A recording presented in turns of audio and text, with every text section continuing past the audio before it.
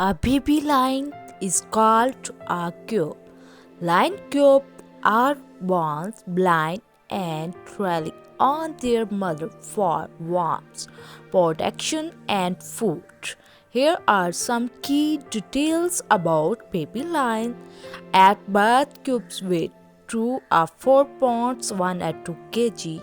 Their and eyes open after about 7 days, but their vision remains blurry for a few weeks.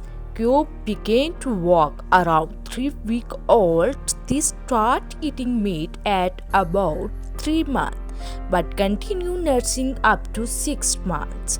Baby 6 to 12 months they are start learning hunting skills and watching and playing. And cube are raised pride and the consist of females. Their offspring are few males. Lions is a pride and give birth.